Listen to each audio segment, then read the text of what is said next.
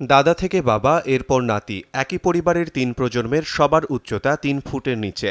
সমাজের কটু কথা বা শারীরিক প্রতিবন্ধকতাকে পেছনে ফেলে ঘুরে দাঁড়ানোর চেষ্টা করছেন তারা। মোহাম্মদ আব্দুল মজিদ ও তার পরিবারের সদস্যদের এমন শারীরিক গঠনের কারণে পেতেন না কোনো কাজ। কোথাও গেলে শুনতে হতো অবমূল্যায়ন, ব্যঙ্গ, বিদ্রূপ, তুচ্ছ-তাচ্ছিল্য।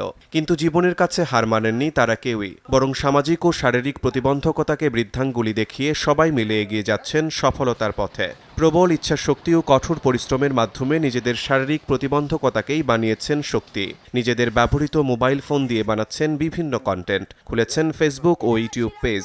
সেখানে বাবা, ছেলে ও নাতিরা মিলে বানাচ্ছেন বিভিন্ন মজার ভিডিও।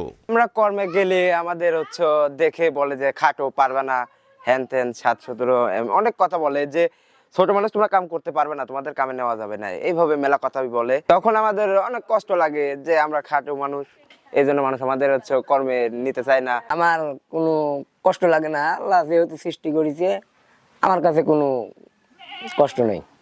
আল্লাহ যেভাবে তৈরি করেছে ওইভাবেই আমরা আছি। খারাপ লাগলেও তখন যে করার কিছু নাই, যখন যে খারাপ লাগিয়েও তো তখন আল্লাহ বানিয়েছে প্রতিবন্ধী, মাসে একটু জয় করে কথা কাজ নাই, করলেও কথা করলোই আমরা কিছু করি না, করা আসলে আমরা চলে আসি।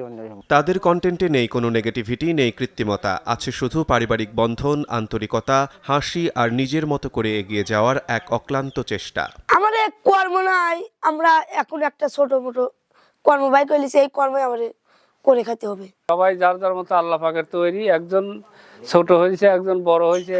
আমরা যেমন হেনে বসবাস করি, সবাই আমরা বড় মানুষ। এখন এর পরিবারে সবাই ৫-৬টা মানুষ ছোট হয়েছে, তারপরেও ওইভাবেই আল্লাহ যেভাবে একভাবে চলে যায়। মোহাম্মদ আব্দুল মজিদ পাবনার আটঘরিয়া উপজেলার বাসিন্দা। তাদের স্বপ্নের পথে বাধা হতে পারেনি শারীরিক খর্বতা, বরং ৩ প্রজন্মের এই সংগ্রামী পরিবার প্রমাণ করে দিয়েছে মানুষ তার উচ্চতায় বড় হয় না, বড় হয় মানসিকতা ও ইচ্ছাশক্তিতে।